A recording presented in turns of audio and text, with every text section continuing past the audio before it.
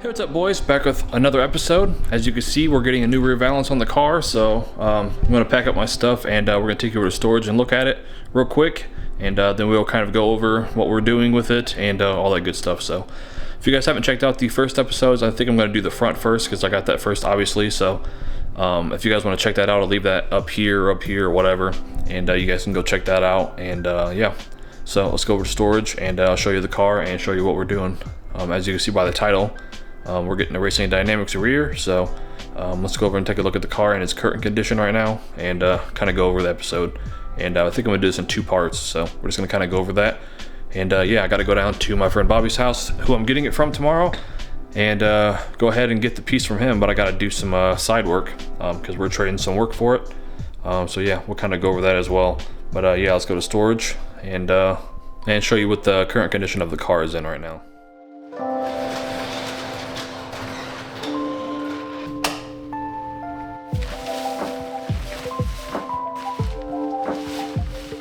Alright, so just a quick little look at the rear end. Obviously we got no rear valance on it right now. We got a full exhaust like last year or the year before, but we have a few problems with the back end. Like I said, this and like I said in the first video, this isn't going to be a forever kind of thing. It's just a temporary thing until I get my BBS kit on. But we can see we got battery box rust right here as per usual, and the back valance is just all messed up. It's always been messed up. I've never really liked it. We got the Zender rear spoiler, if you guys don't know what that is. We've got the Zender rear spoiler on. We got the replica MHWs, which I'm not the biggest fan of. I think they could have been done a little bit better, but it is what it is. But this episode is basically going to be getting the rear valance and then doing a test fit. I'm not sure how it fits, so I'll tell you that after I get the bumper, or after I get the valance in place.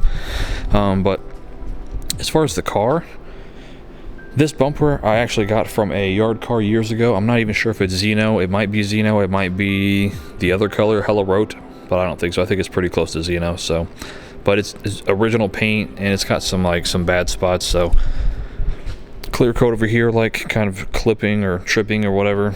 So can't really see it with this lens. But like I've done with the front end, we're going to be taking the bumper off, sanding it down, and then repainting it with actual Xeno like I did the front, which I'll show you here in a second. But yeah, we're gonna just to refresh the entire rear end. Basically, we're just gonna get the Racing Dynamics valance. We're gonna get it painted from a friend when the front gets done, and yeah, we're just gonna go down to Bobby's house, do the work, help him out on his project, and then we're gonna trade work for getting the valance. So I'll go ahead and get that, and then Sunday, which is Father's Day, I might come back over and I'll show you what the valance looks like, and then we will see if we need to do any kind of like touch-ups on the car, or not the car but the piece, because it's a used piece, but I've never seen it in person, so I don't know if it has any like scratches or anything I want to get rid of. If you guys don't know, this is the, let's change the white balance here. This is the FIBA front end that I just redid, fully redone it, so that's gonna be going on the front. So that's the first 3 episodes for the year, car wise. But yeah, this has all been done. It was cracked. It got cracked in shipping. This was all damaged, so I got a repair video for that. Plastic welded it, primered it, did all that stuff. So I'll take you over here. This is the front bumper. I got a wet sander right now with 1500 grit, and then go ahead and do my polishing. But that's gonna be going back together. We're also going to be repainting the trim as well, which, as you can see right here, I repainted those with the trim paint. So when I do the rear, obviously we're going to go ahead and paint those as well, because they're the same paint and they've been faded a little bit for probably about 5 or 6 years. I've touched them up before, but I actually sanded them down this time and just went ahead and used this the trim black over here. So yeah, the SEM trim black, just sitting on my stroker motor. But yeah, this is just going to be a 2-part series. We're going to go ahead and do the same thing we did to the front end, which is just paint the bumper, fix any imperfections, and then repainted the trim. So yeah. Alright guys, so I will see you in the morning when we go down to Bobby's house to do the work. I might vlog a little bit in there. I'm not really sure. I don't want this video to be about that, because obviously it's not what it's about. But yeah, we might do a little bit of vlogging down there when we're down there. But I'll see you guys in the morning. I gotta load up some tools, make sure I got everything for the job, and hopefully we get everything done. But definitely gonna be a long day tomorrow. So yeah, hopefully the valance is pretty clean. It looked pretty clean. It does have the cap that covers the tow hook missing, so I'll have to have my friend Ryan 3D print that and get me a 3D printed one to put in there. But yeah, see you guys in the morning.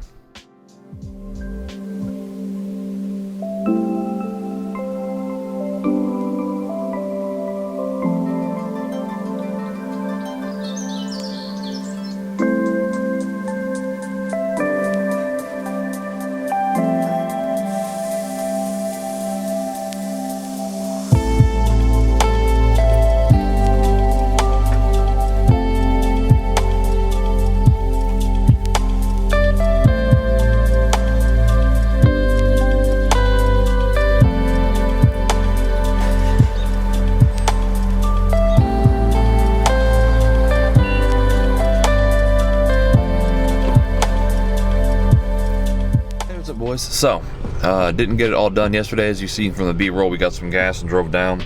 We got there about 8:45. Just happened to go to Menards and get all the material and run the first few sets of sealing wires and doing all that stuff.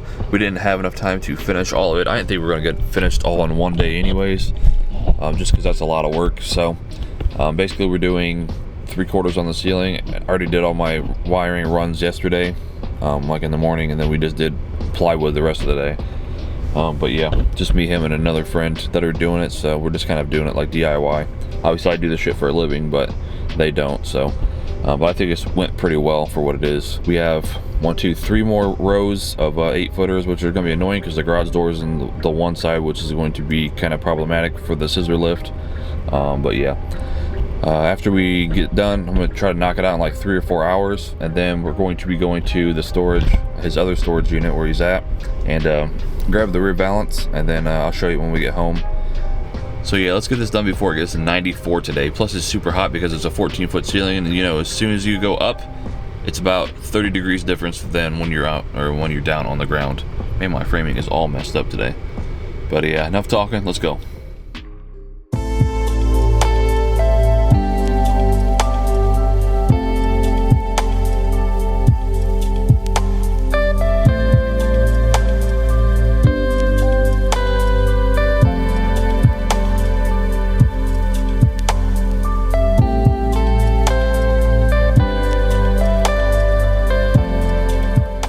Boys, we're back. Little test fit, not a great test fit because to be able to mount this properly you have to mount it up underneath the bumper, and my bumper shock bolts are being super annoying to get off, so this is just a test fit we're gonna get. Obviously it's gonna be a little bit higher than what it is now. It doesn't have the tow hook cover, which I'll have to get a friend to make, but other than that I'll take it off here and show you it up close. But I think she's gonna look sick. Car's aired out right now. I will have to adjust my muffler because as you see it's more towards the one side than the other. Obviously I'll know after it's actually mounted on the car, but I'm gonna unloosen the bolt for the last strap, and then I can move it over to wherever it's supposed to be at. So yeah, but let's go ahead and get this off the car. I'll put it over here next to the front bumper and stuff, because we just took the car and aired it out just for a couple shots or whatever. But yeah, let's set her up here, and then I'll show you like a close-up of the unit or the piece itself, and then yeah, we'll get to sanding it next episode and get her painted and then get her installed. So let's get her off the car and put her up there. All right boys, so we got her off the car. All right, let me change the white balance a little bit. There we go. All right, so overall look at the piece here. Super clean piece. Whoever had it installed on the car, I don't know, didn't have it for a super long time I guess, but it's definitely only a one car piece for sure. So as you can see down here, got the Racing Dynamics logo, and there are different variants of this one. This one is made in the US, from the US distributor, so I'm not sure what material it's made out of, if it's ABS or if it's like a poly or what, but my other friend has the full kit and his was made in like Germany or something. So, but here's the little stuff right here. As you can see, it says rear apron, Bmw E30, then it has the part number type 121-5230-017, made in USA. There's also a piece on the inside here, which you probably can't see too well, but it says the same thing. says Racing Dynamics, and then it has the part number as well. But yeah, overall condition super clean. This side's a little warped from sitting in storage, but doesn't matter obviously, because once you mount on the car, she goes right back up where she's supposed to. But the reason I couldn't test fit, like I said, is because of these, the way they have it designed. Has this flange right here that tucks up underneath the bumper, obviously. Same thing here, same thing there. It looks like somebody drilled a hole and installed a screw under where the tow hook is, directly into the bumper itself. So I may use that same exact hole and just do that as well. Same thing for, we can't really do it on this side because of the hole. But yeah, super clean piece. Like I said, we just got done with the job a couple days ago. So I'll take this home in episode 2 and then go ahead and do like all the prep work and get it prepped for primer, and then primer, and then I'll give it to my friend Angel for her to do it. They also have some screw holes in here that you can't really see. You kind of see them right there, so I'm not sure what that's about, but we'll figure out the best way to mount it. But yeah, super clean piece. Shout out to Bobby for trading the work for him for me to get this. A few other people were mad because they didn't get it and I got it, but it's, you know, it's whatever. He was like, yo, also, I don't know if you're interested, but my friend would like to buy this from you. I said, nah, it's not even worth it for the work that I did. Like, just time, and wasn't worth it to even sell it. Plus, it's mine, it's going on the car. So I'm gonna come back later when it's not 50,000 degrees in here, and then we'll do some history on Racing Dynamics as a company, and then like their kits for E30s and stuff like that. So, and just like their history with E30s in general. So yeah, be back later. Hey, what's up guys? So we're just gonna be doing a short little, hopefully you don't hear the fan noise. I don't think you can, but fan's right over here because it's literally super hot in here. Sorry at the mic. Just got done helping some family members move another family member's stuff from his house because he passed away. So I don't really want to talk about that in this episode, but we're just gonna get right into the history little section. I'm just gonna kind of skim through some stuff just to kind of cover it, because I have covered a lot of this before when I did my headers. So I'll leave a little link up there or whatever for the headers when I got those, because I covered some of the things in there a lot more in depth or whatever that I'm just going to skim over. But obviously Racing Dynamics is a tuner company just like Alpina and Harka and AC Schnitzer. So let's get to these little things that I wrote down. So like I said, I've always really liked this rear valance. It's one of my favorite rear valances. I don't really like the front. It's okay if it's an entire kit, but as far as like all the pieces on the kit, the rear is definitely my favorite. But anyways, Racing Dynamics was founded in 1980 in Milan, Italy by Federico Pavancelli, I guess that's how you say his last name. And the little, the crest or whatever, like the little green crest, is kind of like a stylized version of his family crest for his like family or whatever. So I thought that was pretty cool. So when you see the Racing Dynamics crest, that basically is his family's crest, except just changed a little bit. So that's a cool thing about that. Another cool thing is Racing Dynamics is the only non-German BMW tuner that's like, you know, worldwide known. Compared to, you know, like I said, AC Schnitzer, Alpina, Harka. Obviously those are all well-known like BMW tuners, but Racing Dynamics was like the only one that was non-German, because the rest were German companies. So I thought that was pretty cool as well, having that much support and you know, R&D or whatever into the German chassis when they're obviously an Italian company. So I think that's pretty cool. Now when it comes to the parts, obviously they were made in Italy. So I found out that my rear valance that I have right now is made in USA, and basically if you look at these, depending where you get yours from, if they're the original one from the original Racing Dynamics like SPA, that like version of the manufacturing, which is obviously the original Italian one. So if you had anything from there, it would say made in Germany or whatever, made in Germany on like the rear valance and stuff like that, and it'll be a little bit different. Mine says made in the USA, and in 2003 they had trademark issues with another former US importer company that were selling products in the US. So for them to sell products in the US and Canada, they went under the name RDS or RD Sports. That's like the name of the brand or whatever for the US market for these kind of pieces. So I'm basically saying my rear valance is, if you get a made in US one, it's basically made in 2003 or after. So I'm not sure when they stopped the production for these or whatever, but it's anywhere from like, you know, maybe like 2003 to maybe 2008 or 2010. So when it comes to like the material's different for the newer stuff. So my stuff's like a different material. It's like electro something or whatever. And then the other material is like a yellowish plastic. So the distribution, like, so when it comes to how it was made, it was a different type of material. So I'm not sure if it's like a better material or whatever. Obviously being made in the 80s, if you had like an original one, it would be stamped, you know, 1988. When they made it with the little roundel, the US ones don't have any kind of like roundel like you normally see like on the BBS stuff. So that tells you another thing that this was made in the US. So just kind of like little things to look at if you do come across one. If it says made in US, then it was a piece made by the US distributor after, or 2003 or after. And then if we had the other one that were made in Germany, that's obviously made from the original Racing Dynamics that was in Italy. So Federico's outfit. So I thought that was kind of cool that I came across that. Now we're going to kind of skim over what they do, like when it comes to their, like what type of mods and everything they did for the E30 chassis. So obviously there's a late model and early model kit. I would say E30 community-wise, they definitely got most of their notoriety from their body kits because they look different. A lot of people consider them to be ugly kits, which I don't. But I can see how people don't like the kit, especially the front end. The front end's kind of goofy with like the little circle and then like the little grill part under the actual kidney grills.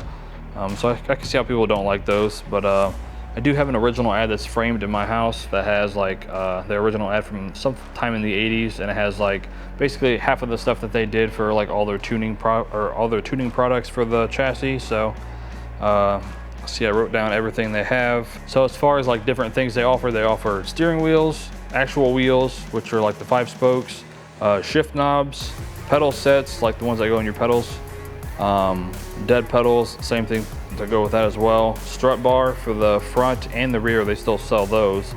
Obviously the US version, or the US distributor. They also sold sway bars and springs, and their sway bars, like their original sway bars, were the same like green color. So that's how you would know if they were a Racing Dynamics one. They would be like a darker green. And of course, they made other little small things like cluster gauges for the E30. I'll throw some pictures in for that. Valve covers, obviously that's like a super sought after part. There's 2 different variants. There's one for the 2.5 and one for the 2.7, which obviously is a little bit different valve cover. So that's obviously for their K25 and K27 tuning packages. They also offered like engine tuning, so I'm not sure if that's like a chip that you put in your ECU or what. And then of course the other most popular thing I would say is their 6-branch headers for their, obviously their M20s, which I have on this car. I don't have the originals. I have the Racing Dynamics ones. They ended up buying the tooling for them, and then has somebody make, I think they made like 20 or 30 sets altogether, and I just happened to get one, so because I really loved them and I want to keep the car NA, so I don't want to have some other headers. And when it comes to headers on the market, there really aren't any headers on the market right now. Ireland Engineering has like no more, so I'm not sure if they don't have an exhaust person. I know the people that were doing the exhaust for these specific headers, that dude retired, so they had no more of those being made. So I'm not sure if they're going to find another person because they are pretty intricate to make. So, but when it comes to like the popularity, I would say the valve cover and the headers are probably the most common, obviously, except for the rear valance, which is what I have. Now another thing which I'm just going to kind of skim over is the 24 valve M20 head. If you know anything about M20s, obviously they're 12 valve heads, so 2 valves per cylinder, so it makes it a 12 valve. Apparently back in the 80s, there was a company that was messing around with making a 24 valve, and they made all the designs and everything. And then I think somebody else picked it up.